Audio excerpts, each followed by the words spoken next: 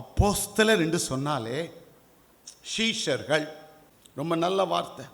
எப்பொழுதுமே விசுவாசி விசுவாசி விசுவாசித்து தான் உள்ள உட்கார்ந்து இருக்கிறமே. இப்போ இதே விசுவாசி என்ன பண்ணணும்? நீ சீஷனா மாறணும். சீஷனா மாறுறதுக்கு தான் அந்த 28 அதிகாரத்தில் ஆண்டவர் அப்போஸ்தலர்களுடைய நட ஆக்ஷன், செயல்பாடு, செயல் திறமை. சும்மா உட்கார்ந்துட்டு இருக்கவங்களுக்கு ஒரு அற்புதம் நடக்காது. அது உண்மை. அது மாத்து கருத்தே கிடையாது. நான் சும்மாவே இருக்கேன், இயேசுவை ஏற்றுக்கொண்டிருக்கேன், அவர் கொடுத்துக்கிட்டே இருப்பார். கொடுக்குற ஆண்டவர் தான். நீ செயல்படணும். அப்போ தான் அந்த 28 அதிகாரத்தை அனுபவிக்க முடியும். இன்னைக்கு என்ன நாள் உங்களுக்கு தெரியுமா? உலக கிறிஸ்தவ சமுதாயத்தில் மெயின்லைன் சர்ச்சில் இந்த நாள் செப்டம்பர் 21 மத்தேயுனுடைய நாள். சீஷன் மத்தேயு, புதிய ஏற்பாட்டில் முதல்ல இருக்கக்கூடிய மத்தேயுனுடைய அவருடைய நாளாக நினைவு கூறுகிறார்கள். அவனுக்கு ஒரு பேர் என்ன தெரியுமா? அவன் ஆயக்காரனாக இருந்தாலும் ஆண்டவர் பார்த்து சொன்னார், மத்தேயு என்னை பின்பற்றி வா. தட் இஸ் அப்போஸ்தலர். பின்பற்றணும். பின்பற்றுறவங்களை தான் அப்போஸ்தலர். அற்புதத்துக்காக மட்டுமல்ல. இன்னைக்கு காலையில் சர்ச்சில் வாசித்தாங்க பார்த்தீங்களா? யோவான் 6 வாசித்தாங்க. 2ஆம் வசனத்தை பாருங்க. வியாதியஸ்தர்களிடத்தில் செய்த அற்புதங்களை திரளான ஜனங்கள் கண்டபடியால். இயேசு எதுக்கு பின்பற்றோம்? கேன்சர் சரியாயிரும், டியூமர் சரியாயிரும், என்னை கொண்டு மேலிடத்தில் வைப்பார், நிறைய சம்பாதிப்பேன், என் பையனுக்கு ஒரு காரு, என் பிள்ளைக்கு ஒரு காரு, இந்த சொத்து பத்து உறவு ஒரு பெரிய நல்ல வரன் கிடைக்கும். அதுக்காக இயேசுவை பின்பற்றுகிறோம்.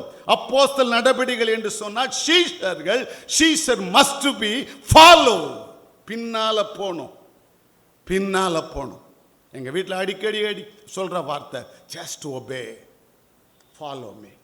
எங்கள் வீட்டில் எல்லாருக்கும், என்னை நேசிக்கிற வேத பாட மாணவர்களுக்கும் என் விசுவாசிகளுக்கும் கஷ்டமாக தான் இருக்கும். பரலோகத்தில் பிதா, குமாரன், பரிசுத்த ஆவியானவர் 3 பேரும் இருக்கிற நேரத்தில் அந்த இடத்துல ஒரு பெரிய டிஸ்கஷன் போகுது. யார் என் காரியமாய் போகார்? மகன் போகிறார். பிதா போயிட்டு வா. அங்கே தான் ரட்சிப்பு ஆரம்பிச்சது. என் குடும்பத்தில், உங்கள் குடும்பத்தில் ஒரு ரட்சிப்பு இல்லாமல் இருக்கிறீங்களா? Just follow. அந்த 2ஆம் வசனத்தில் பாருங்க, திரும்ப ஒருக்கா நான் சொல்லுகிறேன். அவர் வியாதியஸ்தர்களிடத்தில் செய்த அற்புதங்களை திரளான ஜனங்கள் கண்டபடியால் அவருக்கு பின் சென்றார்கள். தம்பி தங்கச்சி, சீஷர்கள் பின்பற்ற வேண்டும். Come to the point. 4:33 அவர்கள் எல்லார் மேலும் பூரண கிருபை உண்டாயிற்று. தம்பி தங்கச்சி, கிருபை உங்களுக்கு இருக்கு, கவலைப்படாதீங்க. அற்புதம் வந்துக்கிட்டே இருக்கும். 4ஆம் அதிகாரம் என்று சொன்னாலே அங்கே பிரச்சனைகள் தான் ஆரம்பிக்கும். 3ஆம் அதிகாரத்தை 2ஆம் அதிகாரம் 1ஆம் அதிகாரம் அது உங்களுக்கு கொஞ்சம் சொல்லிக் கொடுப்பேன். 5ஆம் அதிகாரம் சப்பீரால், அனனியா. 6ஆம் அதிகாரம் நமக்குள்ள ஒரு 7 பேரை தேர்ந்தெடுத்து அவங்களை பந்தி விசாரிக்க, ஜெபிக்க, போதிக்க வச்சுக்க. 7ஆம் அதிகாரம். 8ஆம் அதிகாரம் சொல்லுங்க, பிலிப்பு. 7ஆம் அதிகாரம் ஸ்தேவான். 8ஆம் அதிகாரம் பிலிப்பு. 9ஆம் அதிகாரம் சவுல். 10ஆம் அதிகாரம் கொர்னேலியஸ். 11ஆம் அதிகாரம் விருத்தச்சேதனம், விருத்தரதம் இல்லாதவன். 12ஆம் அதிகாரம் யோவானுடைய சகோதரன் யாக்கோப்பு பிரச்சனை. யோசித்து பாருங்கள். 12ஆம் அதிகாரத்தில், 13ஆம் அதிகாரத்தில் தான் கூடுகை வருகிறது. கூடி என்ன செய்யுங்க, நீங்கள் எல்லாம் ஊழியத்துக்கு போங்கன்னு சொல்லி பவுலுடைய 3 பிரயாணங்கள், அதில் ஒரு சிறையிருப்பு, மத்தியில் கொஞ்சம் விடுதலை, திரும்ப ஒரு சிறையிருப்பு, கடைசியாக வாடகை வீட்டு உட்கார்ந்து சுவிசேஷம் சொல்லி கொண்டிருக்கிறார். இதுதான் அப்போஸ்தலர் நடபடிகள். இதை செய்வீர்களா? கிருபை உண்டாகட்டும், கிருபை உண்டாகட்டும். நான் அடிக்கடி அப்போஸ்தலருடைய புஸ்தகத்தையும் ஆதிகாமத்தையும் கொஞ்சம் ஒப்பிட்டு பார்ப்பேன். 12ஆம் அதிகாரத்தில் கர்த்தர் சொல்லுகிறார், நீ வா, நான் உன்னை ஆசீர்வதிப்பேன். அது எவ்வளவு உபத்திரவம் தெரியுமா? அதே போலதான் யோவானுடைய சகோதரன் யாக்கோப்பு சிறைப்படுத்தி கொலை செய்து ஒரு பெரிய பிரச்சனைக்குள் போகிறான். அருமையான தேவனுடைய பிள்ளைகளே, 14ஆம் அதிகாரத்திலிருந்து ஆதியாகமத்தில் பார்த்தீங்கன்னா 3 விதமான முப்பிதாக்கள் ஜெனரேஷன் வளருகிறது. கர்த்தர் உங்களை ஆசீர்வதிக்கட்டும். 4ஆம் அதிகாரத்தில் கர்த்தர் உங்களை கிருபையாக சொல்லுகிறார். கிருபை உண்டாகட்டும். கிருபை வேணும்னா நல்ல சோத்திரம் பண்ணுங்க. உங்களுக்கு தெரியும், நல்லா ஸ்தோத்திரம் பண்ணுங்க. கிருபை வேண்டுமா? தேவனுக்கு பயந்திருங்கள். இன்னும் கொஞ்சம் கிருபை வேண்டுமா? தாழ்மையாயிருங்கள். கிருபை ஏராளமா வேணும். சொத்து பத்தை காட்டிலும் ஆண்டவரே எனக்கு கிருபை தாங்க, கிருபை தாங்க. என்னை கேட்டுக்கொண்டு இருக்கிற பிரிய மாணவர்களே, நீ சீஷன், நீ அவரை பின்பற்றணும். உன்னை கையில் கொடுக்கப்பட்ட ஊழியத்தை தாராளமாக 28ஆம் அதிகாரம் வரைக்கும் செய்யணும்னா உம்முடைய கிருபை, உம்முடைய கிருபை, அந்த கிருபைக்கு எனக்கு தாழ்மை தாங்க. எந்த நேரமும் நான் தோத்திரம் பண்ணிக்கிட்டு இருப்பேன், உமக்கு பயப்படுவேன். இந்த 3 காரியங்கள் இருக்கும் என்று சொன்னால் கர்த்தர் உங்களுக்கு கிருபைகளை தருவார். அப்போஸ்தலர் நடவடிக்கை புஸ்தகத்தில் 1ஆம் அதிகாரத்துக்கு நான் ஒரு பேர் வச்சிருக்கிறேன். அப்போஸ்தலர் நடவடிக்கை புஸ்தகத்தில் 1ஆம் அதிகாரமும் 2ஆம் அதிகாரமும் 3ஆம் அதிகாரத்தை மாத்திரம் ஒரு தலைப்போடு சொல்லி நான் முடிக்கிறேன். ஒவ்வொரு அதிகாரத்துக்கும் ஒவ்வொரு பேரை சொல்லிட்டேன் உங்களுக்கு. அப்போஸ்தலர் 12 முன்னக்குட்டி, கொலைக்கு முன்னக்குட்டி. அதில் பாருங்கள், 11ஆம் அதிகாரத்தில் அதில் அழகாக போட்டிருக்கு, விருத்த சேதனம் உள்ளவன், விருத்த சேதனம் இல்லாதவன். அந்த 11ஆம் அதிகாரத்தில் கடைசியில் தான் அங்கே பர்னபாங்கிற பேரை பற்றி சொல்கிறாங்க. ஆனால் அஸ்திபாரம், ஃபவுண்டேஷன் கவனிங்க. 1ஆம் அதிகாரம், 2ஆம் அதிகாரம், 3ஆம் அதிகாரம், தட்ஸ் எ ஃபவுண்டேஷன். அதை நீ செய்துட்ட, நீ உண்மையான சீஷன், நீ உண்மையான ஆண்டவருடைய அப்போஸ்தலர். அநேகருக்கு நீ ஆசீர்வாதமாக இருப்பார். அப்படிப்பட்ட அப்போஸ்தலருக்கு தான் ஆண்டவர் சோதித்து பார்ப்பார். அப்படிப்பட்ட அப்போஸ்தலர்களை தான் ஆண்டவர் தேர்ந்தெடுப்பார். அப்படிப்பட்ட அப்போஸ்தலர்களை பார்த்து தான் ஆண்டவர் சொல்ல, நீ என் பின்னால பின்பற்றி வா, கேள்வி கேட்கக்கூடாது. பின்பற்றுறீங்களா? there is no asking question. ஆண்டரை பார்த்து, மாஸ்டரை பார்த்து கேள்வியே கேட்கக்கூடாது. அந்த பின்பற்றுறத மற்றவங்க பார்க்குற மாதிரி மாதிரியா பின்பற்றணும். என் கூட இருக்கிறீங்களா? கிருபையை பற்றி 3 காரியங்கள் சொன்னேன், பின்பற்றுங்களை சொல்றேன். பின்பற்றணும்னு ஆசைப்படுறீங்களா? கேள்வியே கேட்காத, ஜஸ்ட் ஃபாலோ. அதான் பின்பற்றுறது, அதான் பின்பற்றுறது. ஆண்டவர் பின்னால போறது, அவருக்கு முற்றிலுமாய் கீழ்ப்படிவது. 2வது சொன்னேன், நீ பின்பற்றதை பார்த்து அவங்க பார்க்கணும். ஹே, ஜான்சன் பாஸ்டர் இவ்வளவு பிரச்சனையில் நேத்து யாருக்கு ஜோம்ன்றாரு? தான் வலிக்கு ஜோம்னல. ஐயோ ஆண்டவரே, திருநெல்வேலியில் இதை பற்றி பிரச்சனையோடு இருக்கிற மக்களுக்காக ஜெபிக்கிறாரே, அந்த மாடலை பாருங்க. அதான் பின்பற்றுறது. அருமையான தேவனுடைய பிள்ளைகளை, ஆண்டவரை பின்பற்றுங்க, அது உனக்கு ஆசீர்வாதமாக இருக்கும். பின்பற்றும் போது நினச்சி பார்க்கணும், எங்கள் அப்பா எப்படி பின்பற்றினாங்க, என் இயேசுவானவர் தனியாக தொங்குனார, அப்படி நினைவுகள் இருக்கும்னு சொன்னால் தானாக பின்பற்றுவேன். நம்பர் 1, அப்போஸ்தலர் நடவடிக்கை புஸ்தகத்தில் அங்கே நான் 1ஆம் அதிகாரத்தில் அங்கே பார்த்தீங்கன்னா 26 வசனத்தில் இருக்குது. நிறைய தலைப்புகள் நான் தனிப்பட்ட முறையில் என் சபையில் ஒவ்வொரு நாளுக்கும் ஒவ்வொரு தலைப்பு கொடுத்து ஜெபம் பண்ணுவேன், செய்தியை கொடுப்பேன். இன்றைக்கி இந்த நேரத்தில் இந்த சிச்சுவேஷனுக்கு நான் கொடுக்குற தலைப்பு 1ஆம் அதிகாரத்துக்கு ஒழுங்கு, DNG. D stand for disciple, N stand for narrow, the D stands for D, the gold. யாரு கோல்டு? God. DNG முதல் 1, 2, 3 அதிகாரங்களுக்கு நான் வைத்திருக்கிற பேர். 1ஆம் அதிகாரத்துக்கு ஆண்டவர் என்ன சொல்றாரு? ஒழுங்கு, டிசைபிள். 1ஆம் அதிகாரத்துக்கு முன்னால போங்க, இந்த 4 அதிகாரத்தில் போங்க, 4 புஸ்தகத்தை போங்க. எல்லாம் சிலுவையில் மறிச்சு ரட்சிப்பை வாங்கி கொடுத்து, ஏன் நான் தான் உயிர் தெழுந்திருக்கேன் வந்திருக்கேன்னு சொல்லியும் அவங்க ஒழுங்குல வரல. ஒழுங்குக்கு இன்னொரு பேர் டிசார்டர். தம்பி, நீ பின்பற்றுகிறவனாக இருந்தால், கிருபை உள்ளவனாக இருந்தால், உன்னை பார்த்து 4 பேர் பின்பற்றணும்னு இருந்தால், நீ ஆண்டவருக்கு நன்றி உள்ளவனாக இருந்தால், நீ மற்றவர்களுக்கு ஒரு ஜெப வீரனாக இருக்குன்னு சொன்னா, 1ஆம் அதிகாரத்தில் கர்த்தர் கொடுக்கிற ஒரு டைட்டில், யூ மஸ்ட் ஹேவ் ஒழுங்கு, டிசிப்ளின். அதுதான் இல்லை பிரதர், டிசிப்ளின் வேணும். கொஞ்சம் அந்த வசனத்தை பாருங்க, பார்க்கலாம். 1ஆம் அதிகாரம் என்ன ஒழுங்கு கற்றுக் கொடுக்கிற? 2ஆம் வசனத்தில் செய்யவும் உபதேசிக்கவும் எல்லாவற்றையும் குறித்து. 3ஆம் அதிகாரம் வசனம் வாசிக்கிற பாருங்க, அவர்களுடன் பேசி காண்பிக்கிறார். இதெல்லாம் டீச்சிங், அவரெல்லாம் சொல்லிக் கொடுக்கிற.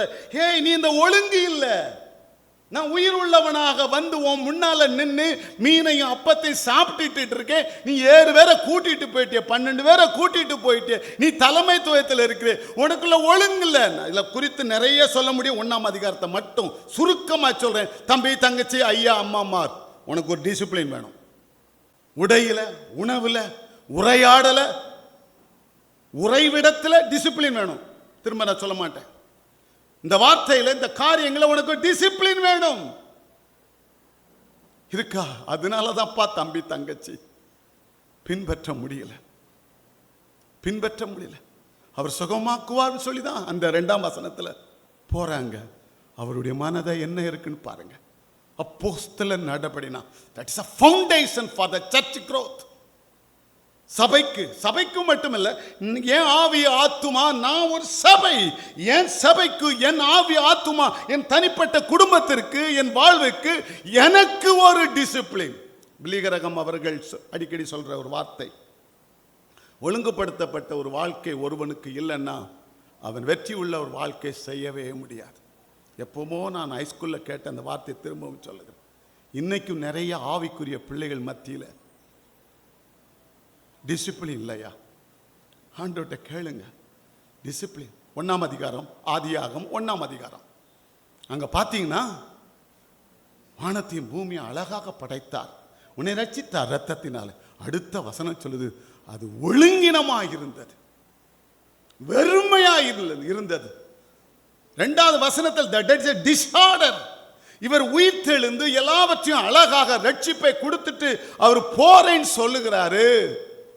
அங்க ஒழுங்கினம். அவர் மேல போமாட்டார். 40 நாளும் அவரோடு கூட இருந்து இந்த சம்பவத்தின் மூலமாய் கர்த்தர் உனக்கு ஒரு பாடத்தை கற்றுக் கொடுக்கிறார். எழிலரசனே, இந்த மாரநாதவில் நடக்கிற காரியத்தின் மூலமாய் கர்த்தர் உனக்கு ஒரு ஆசீர்வாதத்தை கொடுக்கிறார், ஒரு பாடத்தை கற்றுக் கொடுக்கிறார். எந்த சம்பவம் நடந்தாலும், அடிக்கடி சொல்ற வார்த்தை, whatever happen, எந்த சம்பவம் நடந்தாலும் there is a teaching.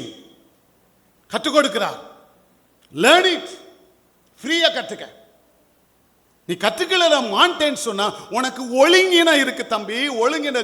ஹே, ஸ்கூலுக்கு போறாடா, புஸ்தகத்தை பின் பேக் பையில வை, ஜாமெட்ரி பாக்ஸை வை, பென்னை பென்சில் வை, ஸ்கேலை வை, டிஃபன் பாக்ஸை வை, அதெல்லாம் தூக்கி துறப்பட்டுடா. அப்பா எல்லாமே ஸ்கூல்ல கொடுக்குறாங்கப்பா, ஃப்ரீப்பா. என்ன அப்பாடா, நான் எனக்காக எடுத்துட்டு போ. ஒரு சின்ன சம்பவம் ஒரு நடக்குது. எங்கள் தேசம் ரொம்ப ஹைடெக் தேசம். ஏசி இல்லைன்னா அது கெட்ட தேசம். உன் வீடு ரொம்ப பார்க்க ரொம்ப அழகாக இருக்குது. ஆனால் உன் வீட்டுக்குள்ளே இயேசு உண்மையாக இல்லைன்னா அந்த பார்க்குறதுக்கு அழகில்லை. அந்த தேசத்தில் என்னுடைய சகோதரி தன்னுடைய நண்பரை கொண்டு வந்து என்கிட்ட காமிச்சாங்க. பாஸ்டர், இது என் ஃப்ரெண்டு, இவங்களுக்கு உங்களை தெரியுமாமே? ஆமாம், எனக்கு நல்லா தெரியும்.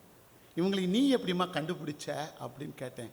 பாஸ்டர், வெப்சைட்டில் காசு கொடுத்தா என் பேர், என்னுடைய பிறந்த தேதி, என் ஊர், எங்கே பிறந்தேன், எந்த இடத்துல இருக்கிறேன்னு சொல்லி அந்த வெப்சைட்டில் காசு கொடுத்து அதை போட்டு விட்டேன்னு வச்சுக்கிடுங்க. எங்கள் அப்பா அம்மா, எங்கள் தாத்தா பாட்டி, எங்கள் பூட்டம் எல்லாருடைய அந்த டிஎன்ஜியில் உள்ள உறவுகள்லாம் எனக்கு அதுக்கு அந்த வெப்சைட் காமிச்சிடும். எங்கே இருக்குது பாருங்க உலகம். பாச துட்டு கொடுத்தா இந்த வெப்சைட் வந்துடும். இந்த வெப்சைட்டில் என் பேர், என் பிறந்த தேதி, எந்த ஊர், எந்த நாள், எந்த அப்படியே எங்கள் அப்பா அம்மா பேரெல்லாம் கேட்கும். எனக்கு இப்போ இருக்கிற பிள்ளைகள் பேரெல்லாம் கேட்கும். அதை நான் போட்டேன் வச்சுடுங்க. என்னுடைய எங்கள் அப்பா அம்மாவுடைய டிஎன்ஜியில், என் டிஎன்ஜியில் உள்ள எல்லா ஆட்களையும் அதை கொண்டு கொட்டிடும். உடனே அவங்க எங்கள் வீட்டில் இதே ஸ்டேட்டில் இருந்ததுனால அவங்களுக்கு ஃபோன் பண்ணு, அவங்க இன்றைக்கி என் கூட வந்திருக்கிறாங்க, அவங்கள தான் அவங்களுக்கு அறிமுகப்படுத்துகிறேன். இந்த அம்மா எனக்கு தெரியுமாம்மா அப்படின்னு சொல்லி பேசணும். தம்பி, பணம் கொடுத்து உன் டிஎன்ஜியை கண்டுபிடிக்கிய, உனக்குள்ள ஒரு இயேசுவின் ரத்தம் ஓடிக்கொண்டு இருக்கிறதே.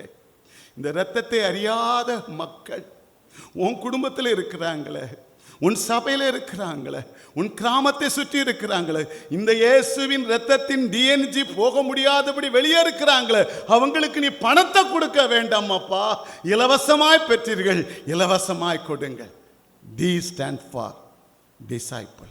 2வது அதிகாரத்தில் பாருங்க, நேரா இருக்கணும், ஒழுங்கா இருக்கணும். அதுக்கு ஒரு பேர் வச்சிருக்கிறேன், ஒற்றுமை. நீ அவரை பின்பற்றணும்னு சொன்னா உனக்குள்ள ஒரு ஒற்றுமை வேண்டும். 3 ஒற்றுமை. ஒற்றுமை, ஒரு மனம், ஒரு இடம், ஒரு இடத்தில். 1ஆம் வசனத்தை பாருங்க, 2ஆம் அதிகாரம் 1ஆம் வசனம் எடுத்துட்டீங்கன்னா அந்த அதிகாரத்துக்கு வல்லமை இல்லை. திரும்ப ஒருக்கா சொல்லுகிறேன். 2ஆம் அதிகாரம் அப்போஸ்தலர்ல 1ஆம் வசனத்தை எடுத்துட்டோன்னு சொன்னா பின்னால இருக்கக்கூடிய அத்தனை வசனத்துக்கும் வலிமையே இல்லை. நீ அந்நிய பாஷையை பேசலாம், நீ மாறுபட்ட கலாச்சாரத்தை விட்டு வெளியே வரலாம். 2ஆம் அதிகாரத்தில் கடைசியில் சொல்லுது, அவர்கள் எல்லாரும் பொதுவாக வச்சிருக்கிறாங்க. That's okay. உனக்கு ஒரு நேரோ மைண்ட் வேணும், நல்ல மனசு வேணும், ஒரு மனம், ஒற்றுமை. D stand for disciple, N stand for narrow mind. ஒரு வீட்டில் 5 பேர் தான் இருக்கோம் தம்பி. நாங்கள் அண்ணன் தம்பி 7 பேர். எங்களால் ஒற்றுமையா இருக்க முடியல. அழுகிறேன், தினந்தோறும் அழுகிறேன். நேற்று ஒரு ஆலயத்தில் போய் உட்கார்ந்து கொண்டு இருந்தேன். ஆண்டவரே எங்களுக்குள்ள ஒரு மனத்தை தாங்கன்னு சொல்லி அழுதேன். ஒரு மனத்துக்கு ஜெபம். அதில் பாருங்க, வந்தபோது அவர்கள் எல்லாரும் ஒருமனப்பட்டு ஓரிடத்தில் வந்தார்கள். அதிலே 4 காரியம் இருக்குது. நீங்கள் இந்த அப்போஸ்தலர் புத்தகத்தில் கூகுளில் போய் நின்று, இல்லைன்னா ஐபேடில் இருக்குது வச்சு, அவர்கள் எல்லாரும் எல்லாரும் தட்டிட்டு சர்ச்சு கொடுங்க. அப்போஸ்தலர் புத்தகத்தில் மட்டும் அவர்கள் எல்லாரும் எத்தனை இடத்துல வருது பாருங்க. சீசனில் விட்டுருங்க, மற்ற பேதுரு விட்டுருங்க, பவுலை விட்டுருங்க, யாக்கோப்பை விட்டுருங்க, ஸ்தேவானை விட்டுருங்க. அவர்கள் எல்லாரும் என்கிற ஒரு வார்த்தை 28 அதிகாரத்தில் எத்தனை தடவை வருது பாருங்க தம்பி, தங்கச்சி. அவர்கள் எல்லாரும் வந்தாத்தான் நீ சீசன், நீ அப்போஸ்தலர், ஆண்டவனை பிடித்துக் கொள்வார். வரமாட்டாங்க ஐயா, வர மாட்டாங்க தம்பி, வரவே மாட்டாங்க. வருவதற்கு நான் முதல் ஸ்டெப் எடுத்து வைக்கணும், அவ்வளவுதான். அடுத்த ஸ்டெப்பு கர்த்தர் கொடுப்பார். நான் அவர் பக்கம், என் விசுவாசிகளும் சரி, என் பிள்ளைகளும் சரி, என்னுடைய நெருங்கிய கோ ஒர்க்கரும் சேர்ந்து சொல்லுகிறேன், கஷ்டம் பாஸ்டர் அப்படிம்பாங்க. ஆனாலும் ஜெபம் பண்ணுவோம்.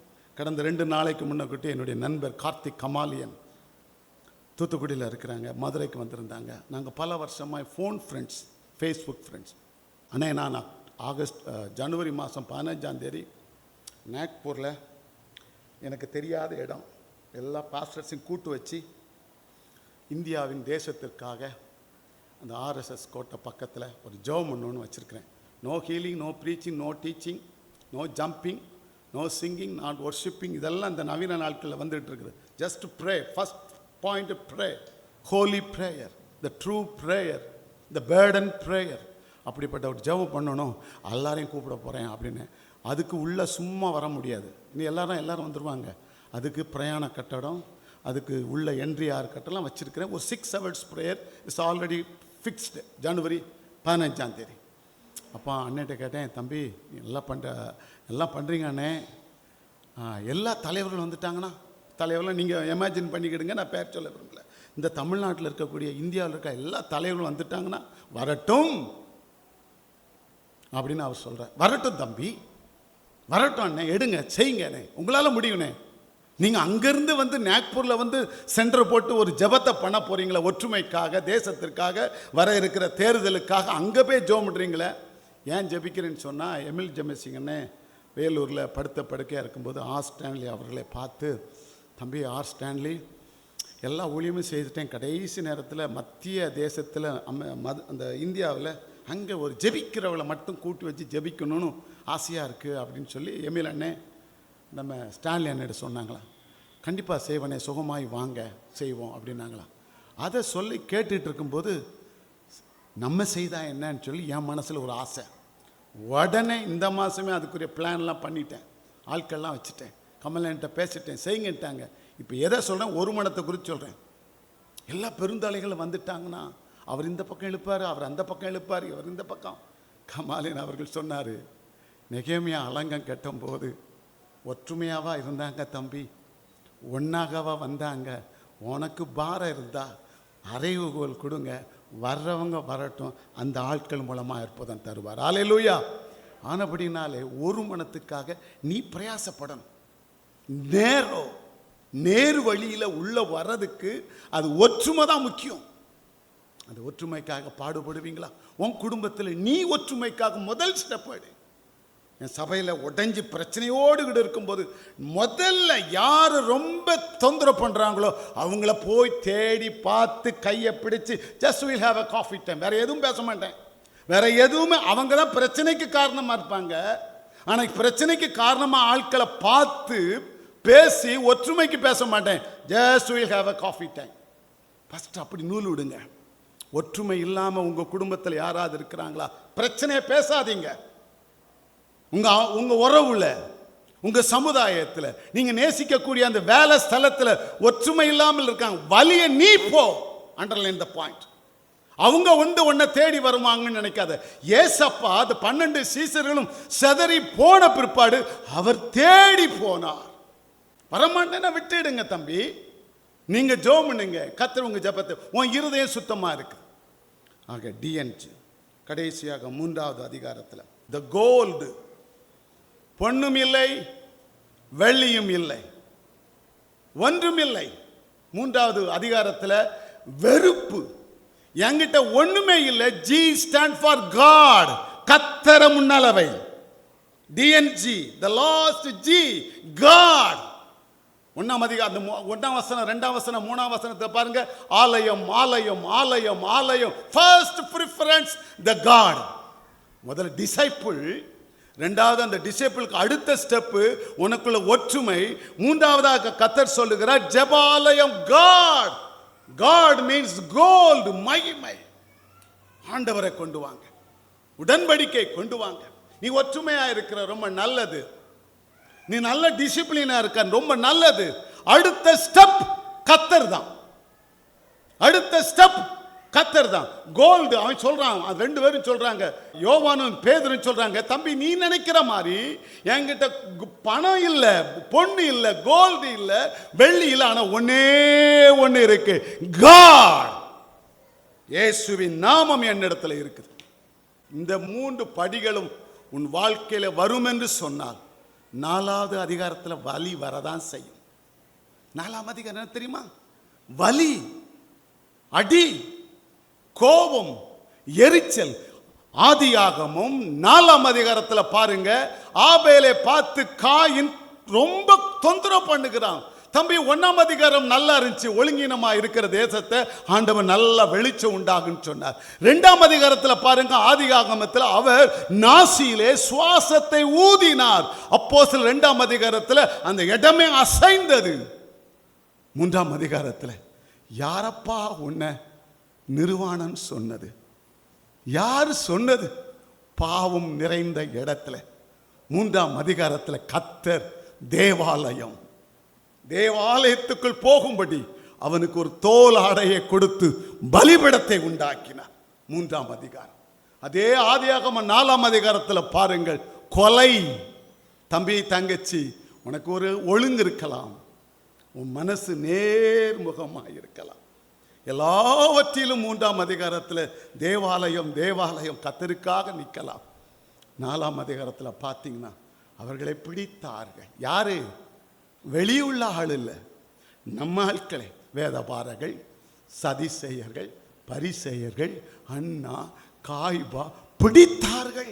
பிரச்சனைகள் வரும், கட்டிகள் வரும், ரத்தங்கள் கொட்டும், அடி விழும். ஆனாலும் 33ஆம் வசனத்தில் பார்த்தோம், கிருபை உண்டானது. கிருபை உண்டானது. 4ஆம் அதிகாரத்தை அப்போஸ்தலர் 2ஆம் வசனத்தை மட்டும் வாசித்து முடிப்போமா? அவர்கள் ஜனங்கள் உபதேசத்தினாலும் இயேசுவை முன்னிட்டு மரித்தோரிலிருந்து உயிர்த்தெழுந்ததை பிரசங்கித்ததினாலும் சினங்கொண்டே. பிரச்சனை 4ஆம் அதிகாரத்தில் காபேல் காயினுடைய குடும்பங்கள்ல சினங்கொண்டு. வசனம் என்ன சொல்லுது? நீ நன்மை செய்தால் மேன்மை இல்லையோ? ஏன் நல்லவங்களுக்கு தான் அடி. கவலைப்படாதீர்கள்.